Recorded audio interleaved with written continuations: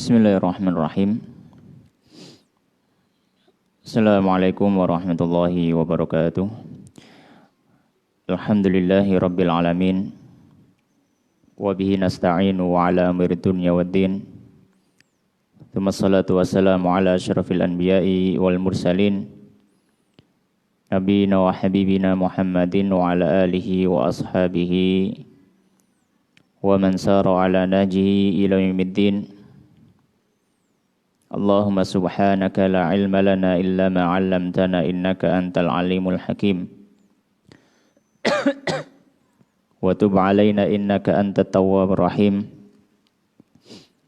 Allahumma taqabbal minna siyamana wa qiyamana wa tilawatana lil Qur'an wa tadarru'ana wa takhashu'ana ya rabbal alamin.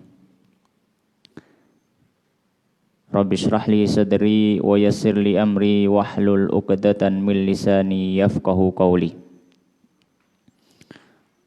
Ma'asyiral muslimin, jamaah rahimani wa rahimakumullah.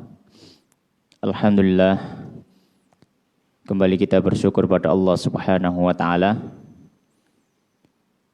karena pada kesempatan sore hari ini Allah Subhanahu wa taala masih memberikan kita kenikmatan sehingga kita bisa bermajelis, berkumpul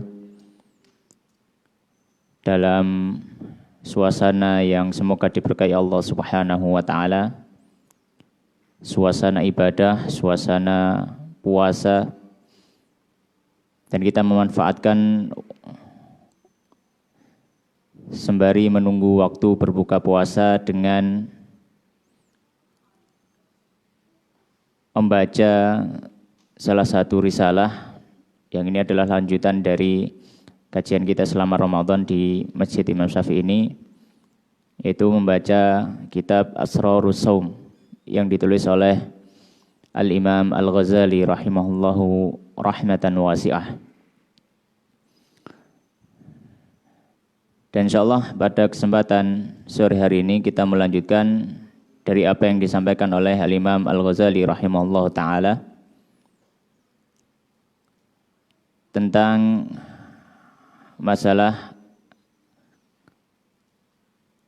asrarus shaum wa syurutuhu al-batinah, beberapa rahasia puasa dan syarat-syarat yang batin, syarat-syarat puasa yang sifatnya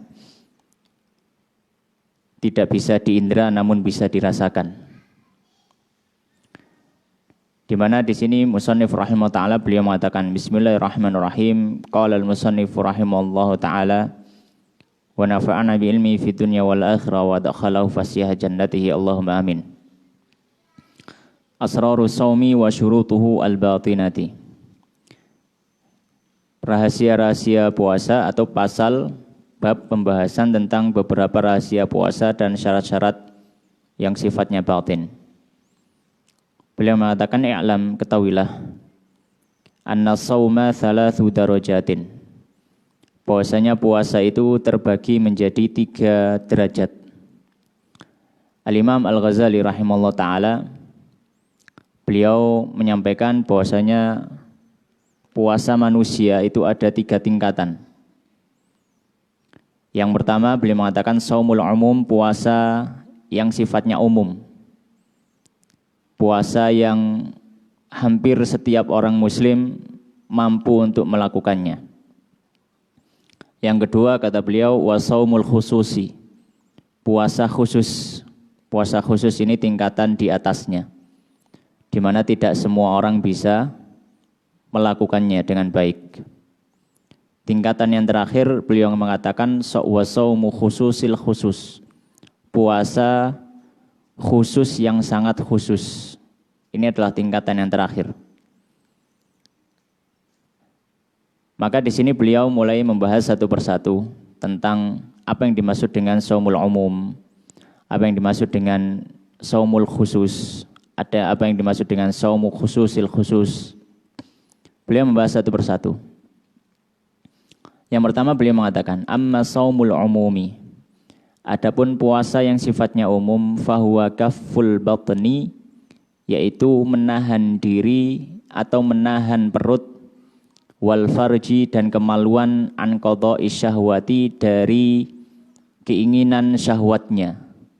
Kama sabaqa tafsiluhu sebagaimana sudah berlalu perinciannya.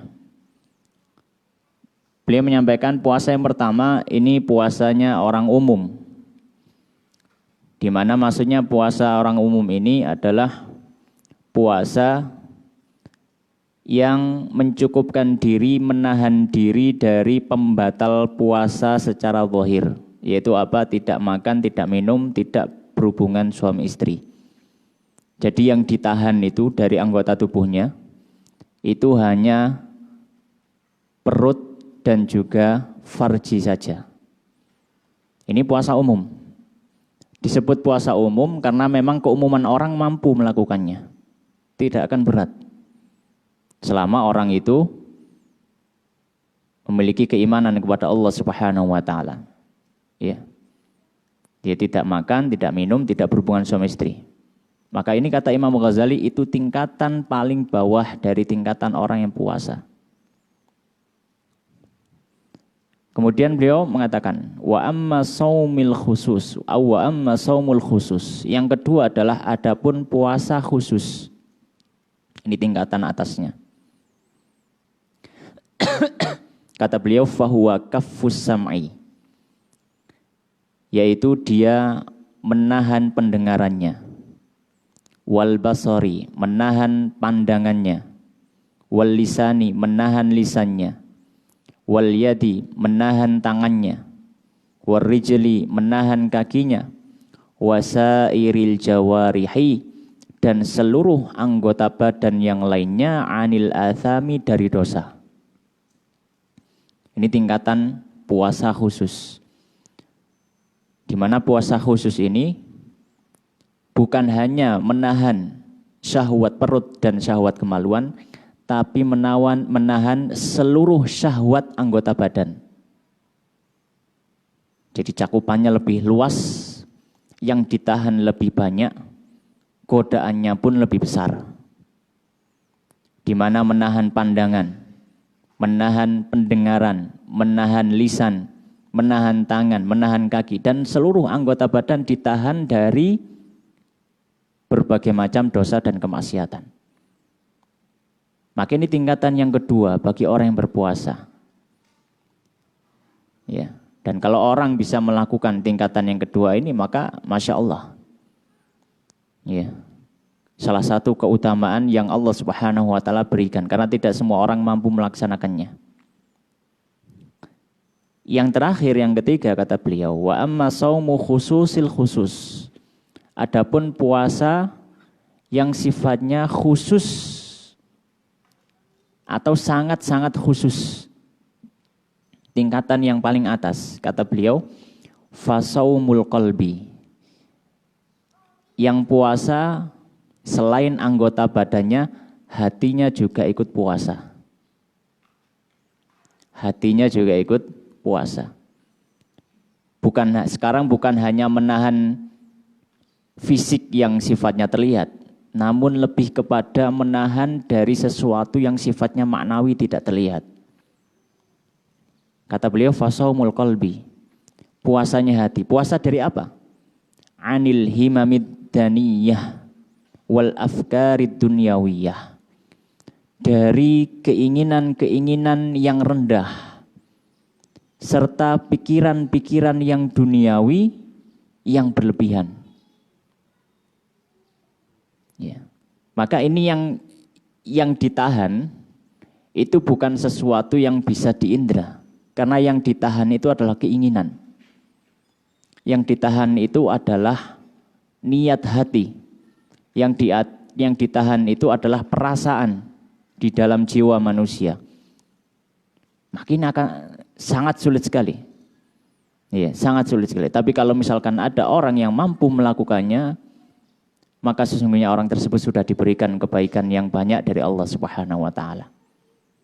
Di mana hatinya menahan diri dari keinginan-keinginan rendah ataupun hal-hal yang sifatnya duniawi yang berlebihan, yang tidak ada hubungannya dengan akhiratnya. Maka kata beliau, wa kaffuhu amma siwallahi azza wa jalla bil kulliyah. Dan puasa yang super khusus ini adalah menahan hati dari ketergantungan kepada selain Allah Subhanahu wa taala secara umum atau secara mutlak. Hatinya tidak bergantung dalam menjalani kehidupan di dunia ini kepada makhluk.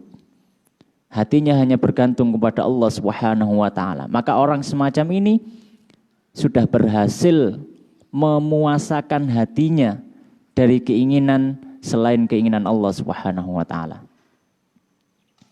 Dan kata Imam Al-Ghazali, beliau melanjutkan, wa yahsulul fitru fi hadza saumi bil fikri fi ma siwallahi azza wa jalla wal yaumil akhir.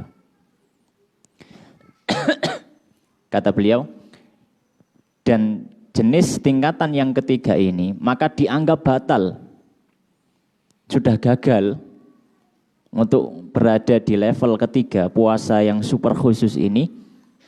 Kapan itu? Ketika dia sudah memikirkan selain Allah Subhanahu wa taala dan selain hari akhirat. Ketika hatinya sudah mulai bergeser ke arah dunia yang tidak ada hubungannya dengan urusan akhirat.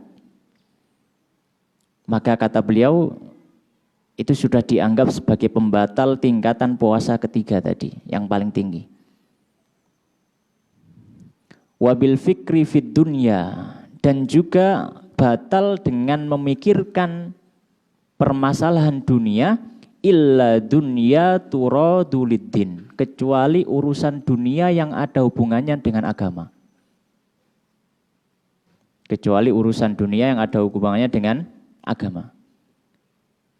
Kenapa? Fa inna dzalika min zatil akhirah wa laisa minad dunya. Karena sejatinya ketika dia memikirkan masalah dunia, ya, akan tetapi dunia tadi itu dipikirkan karena untuk tujuan akhirat. Misalkan dia memikirkan bagaimana cara mencari nafkah. Mencari nafkah itu suatu kewajiban agama. Maka ini masuk pemikiran akhirat, bukan pemikiran dunia. Tapi kalau sudah sampai level berlebih, tapi ingat ya, bahwasanya dianggap masih memikirkan urusan akhirat ketika pada level secukupnya. Ketika sudah sampai level berlebih, maka ini sudah masuk pemikiran-pemikiran duniawi. Dan kata beliau, kalau misalkan dia memikirkan dunia, tapi memang untuk urusan agama, kata beliau, maka ini tidak masalah. Karena itu sejatinya adalah bekal untuk akhirat. Karena mau tidak mau kita bermuamalah di dunia, pasti akan ada unsur-unsur dunia. Zakat unsur dunia, sedekah unsur dunia, haji pakai dunia. Ya. Tentu tidak masalah. Selama apa? Selama memang hal tersebut bukanlah tujuan utamanya. Tujuan utamanya bagaimana harta tersebut digunakan untuk kemaslahatan akhirat. Ya. Hatta qala arbabul qulub. Hingga sebagian orang-orang atau sebagian orang soleh mengatakan, ya, saking mereka ini memperingatkan, ya. Mereka mengatakan, sebagian dari orang saleh mengatakan, man taharrakat himmatuhu bitasarrufi fi naharihi litadbiri ma yuftiru alaihi kutibat alaihi khati'ah. Bahkan sebagian orang saleh mengatakan, siapa yang dia itu bingung, gundah, kemudian keinginan besarnya itu gimana caranya mengumpulkan dunia untuk nanti bisa buka puasa. Iya. Pikiran utamanya ketika dia berpuasa, bagaimana caranya dia mengumpulkan dunia untuk nanti bisa berbuka puasa. Kata sebagian orang soleh, maka khawatirnya ini sudah masuk dalam suatu dosa. Karena kurang percayanya kepada takdir Allah Subhanahu wa taala. Ya, tentu saja boleh berpikir nanti masa apa, boleh-boleh saja. Tapi menghabiskan pikirannya hanya untuk berpikir semeter itu, misalkan baru jam 8 pagi sudah mikir nanti takjilnya kita beli jam berapa ya, beli apa ya, ya sudah mikir seperti itu, ya maka dikhawatirkan orang semacam ini ya akan mendapatkan satu dosa karena ada sisi kekhawatiran atas rezeki yang Allah Subhanahu wa taala akan berikan pada dia. Oleh karenanya disebutkan fa inna dzalika min qillatil wuthuqi bi fadlillahi azza wajal. Sungguhnya hal tersebut bisa jadi muncul dari sedikitnya keyakinan dia, ya, sedikitnya kepercayaan dia dengan keutamaan dari Allah Subhanahu wa taala. Ya. Wa qillatil yaqini bi rizqihil mau'ud, dan sedikitnya keyakinan dia atas rezeki yang sudah Allah Subhanahu wa taala janjikan kepada manusia. Ya, dia sudah berpikiran nanti bukanya makan apa ya dan seterusnya. Dia habiskan hanya untuk itu. Ya. Dihabiskan hanya untuk itu. Maka dikhawatirkan ini adalah bentuk kurang percayanya dia kepada takdir Allah Subhanahu wa taala. Tetap berusaha, tetap bekerja, namun hatinya tidak bergantung atau tidak memikirkan terlalu berat hal tersebut. Karena konsepnya seorang mukmin itu kan fisiknya beraktivitas, fisiknya berusaha, hatinya bergantung pada Allah. Ya, konsepnya seperti itu. Jadi di fisiknya yang penting apa yang bisa dia usahakan, tapi hatinya tetap bergantung kepada Allah. Sehingga apa? Sehingga hasil apapun itu tidak akan mempengaruhi kondisi imannya kepada Allah Subhanahu wa taala. Karena dari awal dia memang sudah percaya kepada Allah. Kemudian Al-Imam Ghazali menyebutkan wa hadhihi rutbatul anbiya'i wasiddiqin wal muqarrabin. Ya. Dan tingkatan yang ketiga ini kata Al-Imam Al-Ghazali ini tingkatannya para nabi, orang-orang yang jujur dalam keimanannya kepada Allah dan orang-orang yang didekatkan kepada Allah Subhanahu wa taala. Ya. Nah, tidak semua orang mampu melakukan tingkatan puasa yang ketiga itu, yaitu puasa hati. Ya. Tapi tentu saja kita berusaha menjadi seorang mukmin yang benar-benar hatinya penuh dengan kecintaan dan kepercayaan kepada Allah Subhanahu wa taala. Qala wala yatulu nadharu fi tafsiliha qaulan, dan tidaklah perlu kita memperpanjang pembahasan ya dalam masalah ini, walakin fi tahqiqiha amalan, akan tetapi yang penting adalah bagaimana kita berusaha merealisasikan hal tersebut dalam bentuk amal. Ya, beliau tidak terlalu berpanjang lebar. Karena intinya ilmu adalah untuk diamalkan. Ya. Maka kita sudah cukup garis besarnya kita sudah tahu, ya. Ya, bahwasanya puasa, ya tingkatan yang paling rendah, puasa yang penting tidak batal secara fikih. Puasa atasnya menahan seluruh anggota tubuh dari perbuatan dosa. Yang terakhir adalah menahan kehendak hati dari berbagai macam keinginan selain keinginan-keinginan diinginkan Allah Subhanahu wa taala.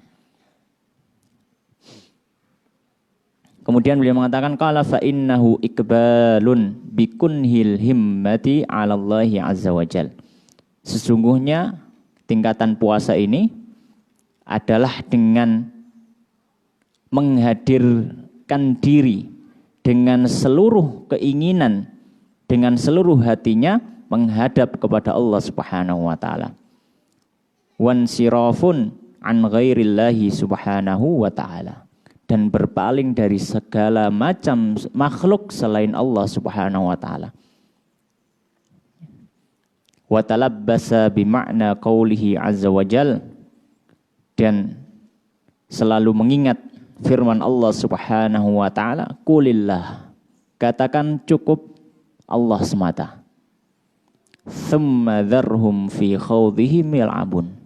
Lalu biarkanlah manusia-manusia itu mereka bermain-main di dalam kesesatan mereka.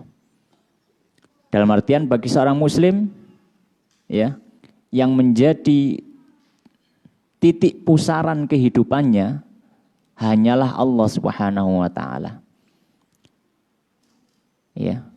Oleh karenanya Nabi sallallahu alaihi wasallam pernah memuji syairnya Labid ibn al-Asam, seorang jahiliyah ahli syair.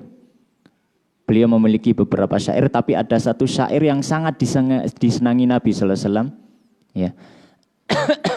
Bahkan Nabi sallallahu alaihi wasallam sampai mengatakan pokoknya sebaik-baik ucapan penyair itu ucapannya Labid. Apa kata Labid? Ala wa inna siwallahi batilu. Ketahuilah, sesungguhnya semua selain Allah itu sifatnya batil, tidak ada yang hak. Maka sejatinya kebaikan, sumber kebenaran, sumber kehidupan kita hanyalah Allah Subhanahu wa taala. Ma'asyiral muslimin jamaah rahimani wa rahimakumullah. Kemudian beliau melanjutkan qala wa shaumul khususi was shalihin. Ya. Puasa khusus dan puasanya orang-orang saleh. Wa amma shaumul khusus fahuwa shaumus shalihin. Adapun puasa khusus yaitu tingkatan yang kedua tadi. Ya, adapun puasa khusus yaitu puasanya orang-orang saleh. Fahuwa kafful jawarih anil azam. Yaitu menahan seluruh anggota badan dari dosa. Wa tamamuhu bisittati umurin.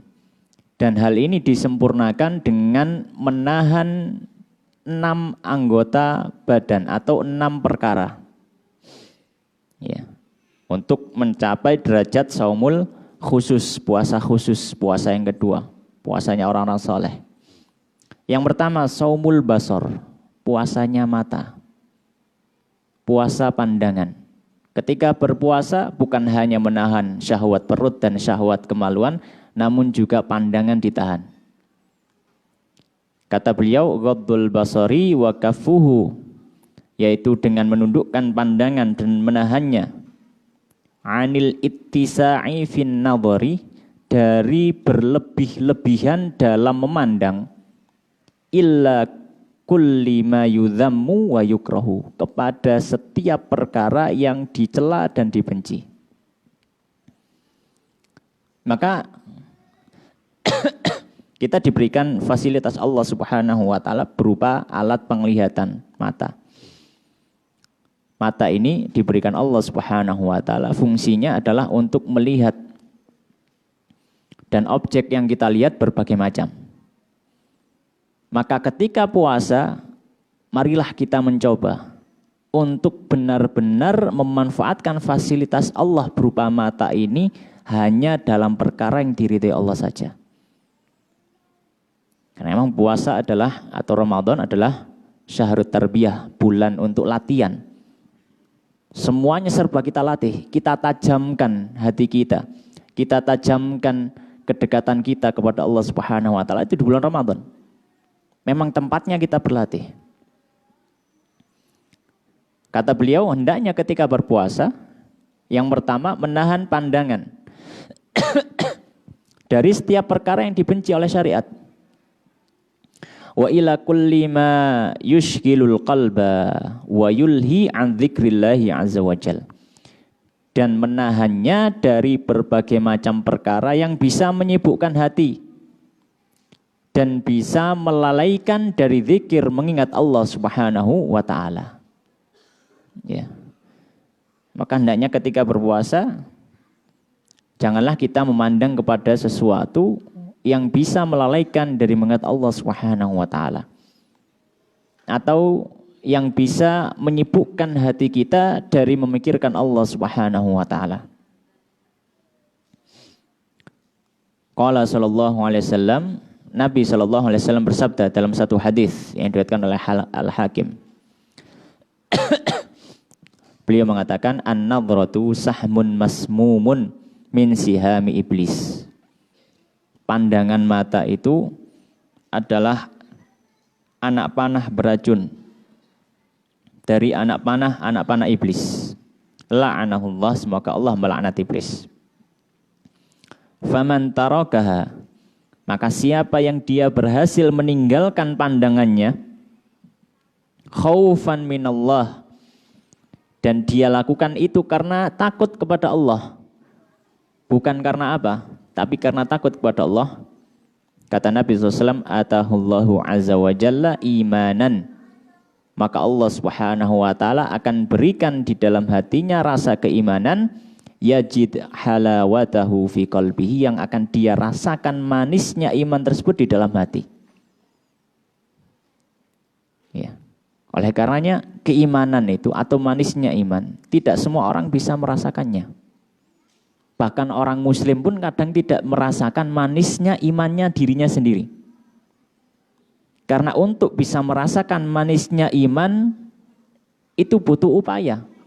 Bukan hanya cukup yang penting saya KTP-nya Islam, saya pasti merasakan manisnya iman. Enggak, tentu. Ada beberapa cara supaya untuk merasakan manisnya iman. Di antaranya apa? Di antaranya dia menahan pandangannya dari perkara yang dibenci oleh Allah Subhanahu wa taala selama puasa. Dan tidak dilakukan kecuali karena memang khawatir dan takut kepada Allah Subhanahu wa taala.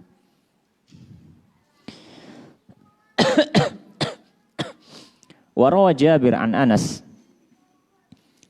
dan meriwayatkan Jabir dari sahabat Anas radhiyallahu taala anhu an Rasulillah, dari Rasulullah sallallahu alaihi wasallam, annahu qala, bahwasanya beliau bersabda, khamsun yuftirna shaim, ada 5 hal yang bisa membatalkan orang yang puasa. Yang dimaksud membatalkan di sini bukan membatalkan secara fikih, tapi membatalkan pahala orang yang puasa. Bisa jadi pahalanya semakin berkurang, sampai dia tidak mendapati dari pahala puasanya sedikit pun. Ada 5 hal kata Nabi SAW dalam hadis. Yang pertama al-kadzib, berdusta. Selama puasa lisannya tidak dijaga dari dusta, berkata bohong, untuk mendapatkan hal-hal yang sifatnya duniawi atau yang semacamnya. Maka itu bisa mengurangi pahala puasa. Yang kedua wal ghibah, ghibah, menggunjing orang lain. Selama puasa malah tidak semakin menurun intensitas menggunjingnya, malah semakin dapat kesempatan. Maka dikhawatirkan orang-orang semacam ini yang tidak menahan lisannya, dia tidak mendapati apapun dari puasanya kecuali lapar dan haus saja. Yang ketiga wan namimatu namimah, mengadu domba. Dia datang kepada fulan A, membicarakan si B, mengatakan si B memusimu. Dia datang ke B, mengatakan A memusimu. Akhirnya hubungan silaturahim, hubungan ukhuwah antara kaum muslim menjadi pecah. Ini namimah. Iya. Yang keempat wal yaminul kadzibah, sumpah palsu atau sumpah dusta. Dia bersumpah atas nama Allah untuk hal-hal yang sifatnya dusta. Ya, misalkan dia berdagang, dia bersumpah demi Allah ini adalah barang yang bagus, padahal dia tahu cacatnya luar biasa banyak. Maka ini adalah kedustaan yang luar biasa. Bukan hanya ucapan dusta, tapi dia sudah menggandeng nama Allah Subhanahu wa taala untuk kedustaan dirinya. Maka dosanya besar. Yang terakhir yang ada hubungannya dengan yang pertama ini, yaitu menahan pandangan, kata Nabi SAW, wan nadharu bisyahwatin, dan melihat kepada sesuatu dengan syahwatnya. Melihat kepada sesuatu yang diharamkan Allah Subhanahu wa taala. Maka ini termasuk 5 hal yang bisa membatalkan bahasanya Nabi, tapi yang dimaksud oleh para ulama di sini adalah mengurangi pahala puasa, dan bahkan sampai menghabiskan pahala puasa itu sendiri. Dan yang terakhir adalah memandang kepada sesuatu yang diharamkan dengan syahwatnya. Kemudian ma'asyar muslimin jamaah rahimani wa rahimakumullah. Yang kedua, ya, shaumul khusus ini didapatkan dengan menahan lisan. Beliau mengatakan qala shaumul lisan, puasanya lisan. Setelah pandangan, setelah itu apa? Lisan. Hifdzul lisani 'anil hadayani, yaitu orang yang berpuasa berusaha menjaga lisannya dari ucapan-ucapan yang tidak ada faedahnya. Wal kadhibi, dan ucapan dusta, wal ghibati, dan menggunjing, wan namimati, dan mengadu domba, wal fuhshi, dan ucapan keji, ucapan kotor, wal jafai, dan ucapan-ucapan kasar, wal khusumati, dan perdebatan, wal mirai, dan pertikaian dan perdebatan. Ya, wal khusumati dan pertikaian, wal mirai dan perdebatan. Ya. Maka ketika puasa dia menjaga lisannya dari itu semua. Menahan lisannya dari hal-hal yang sifatnya kemaksiatan atau keburukan. Wa ilzamuhu sukuta, dan memaksa lisannya selama puasa untuk diam. Wa syaghalahu bi dzikrillahi subhanahu wa tilawatil Qur'an, dan menyibukkan lisannya dengan zikir dan baca Quran. Maka selama puasa ini adalah momen yang tepat untuk melatih seluruh anggota tubuh kita supaya tunduk kepada Allah Subhanahu wa taala. Fahadha shaumul lisan, kata Imam Ghazali, ini adalah puasanya lisan. Waqad qala Sufyan, dan berkata Sufyan ibnu Uyainah atau Sufyan ats-Tsauri, seorang ulama, beliau mengatakan al-ghibatu tufsidus shaum. Ghibah, menggunjing orang lain, itu bisa merusak puasa. Ya. Maksudnya ya bisa merusak pahala puasa orang tersebut.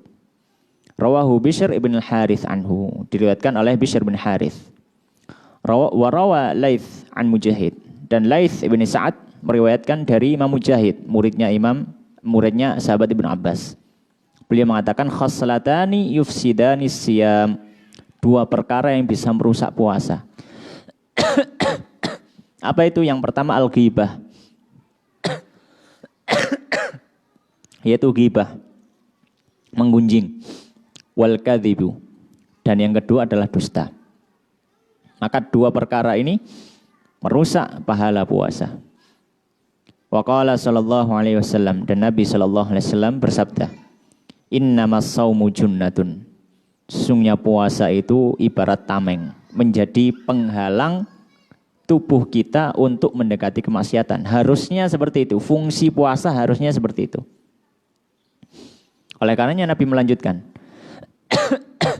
fa idza kana ahadukum shaiman, maka apabila salah seorang dari kalian itu puasa, fala yarfuth wala yajhal, maka jangan dia berbuat keji, jangan dia berbuat bodoh, berbuat halal yang tidak ada faedahnya.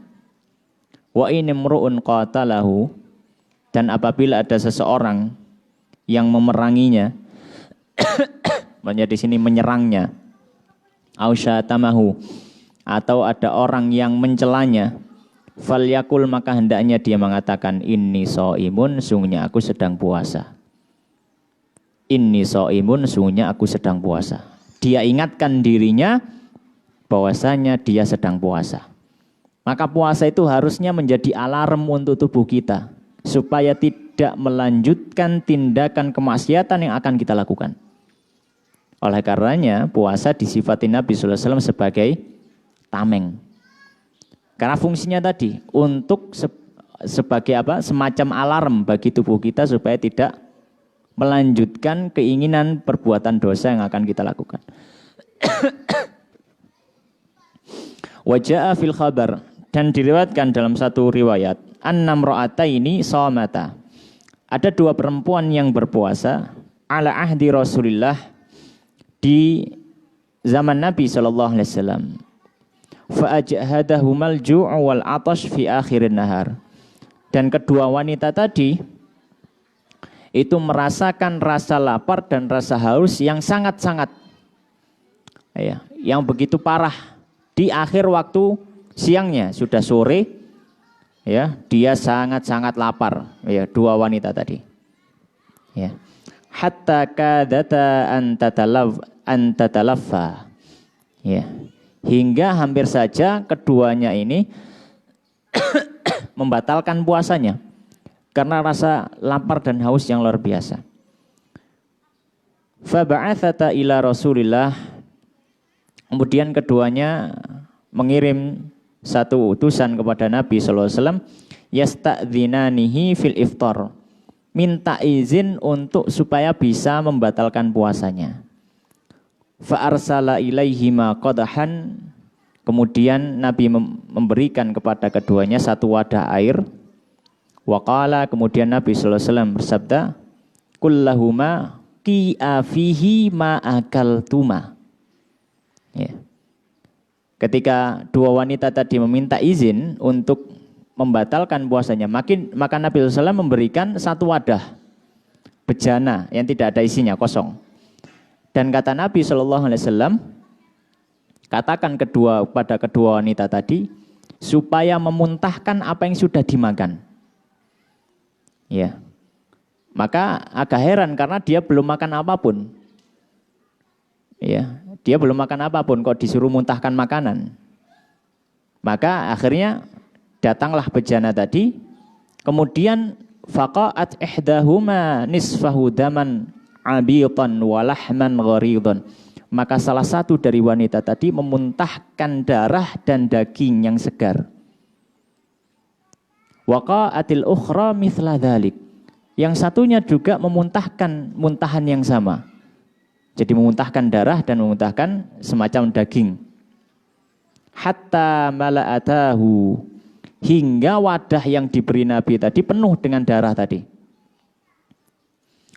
Fa'ajiban nasu min dzalika. Maka orang-orang merasa heran, kok bisa ya muntah darah seperti itu.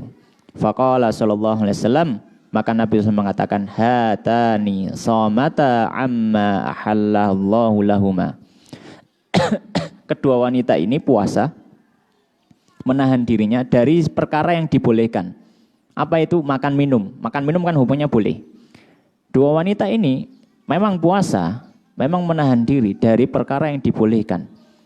Wa aftarata ala ma harramallahu ta'ala alaihima. Tapi keduanya sudah membatalkan atau berbuka, tidak menahan diri dari perkara yang sudah diharamkan Allah meskipun bukan dalam kondisi puasa. Ya. Kata Nabi SAW melanjutkan, qa'adat ihdahuma ilal ukhra. Salah satu dari wanita ini duduk kepada temannya, faja'alata yaghtabanin nas. Lalu keduanya membuat majelis ghibah. Menggibah A, B, C. Semua orang yang ada di kampung itu dighibah oleh kedua wanita tadi. Dalam kondisi dia berpuasa. Maka kata Nabi SAW, dia menahan diri dari sesuatu yang halal. Tapi dia tidak bisa menahan diri dari sesuatu yang haram. Fahadha ma akalata min luhumihim. Maka daging-daging dan darah ini adalah hasil yang sudah mereka makan dari daging-daging kaum muslimin. Ya. Maka dalam riwayat ini ya, meskipun sebagian ulama menghukumi hadisnya hadis yang dhaif, tapi ada peringatan bagi kita. Jangan sampai kita itu hanya berpikir supaya puasanya enggak batal dari sesuatu yang boleh, tapi ternyata kita membatalkan sendiri dengan sesuatu yang diharamkan Allah Subhanahu wa taala. Kita menahan dari sesuatu yang halal, tapi kita tidak menahan dari sesuatu yang haram. Jika demikian, maka puasa kita tidak bisa disebut seperti apa yang disampaikan Nabi sallallahu alaihi wasallam, innamas shaumu junnah, sungguhnya puasa itu adalah tameng dari keburukan dan kemaksiatan. Demikian, insyaallah kita akan lanjutkan pada pertemuan berikutnya. Wallahu ta'ala alam wa sallallahu wa sallim wa barik ala nabina Muhammadin wa ala alihi wa ashabihi ajmain. Kita tutup dengan doa kafaratul majelis. Subhanakallahumma wa bihamdika asyhadu an la ilaha illa anta astaghfiruka wa atubu ilaik. Wa akhiru da'wana alhamdulillahirabbil alamin. Assalamualaikum warahmatullahi wabarakatuh.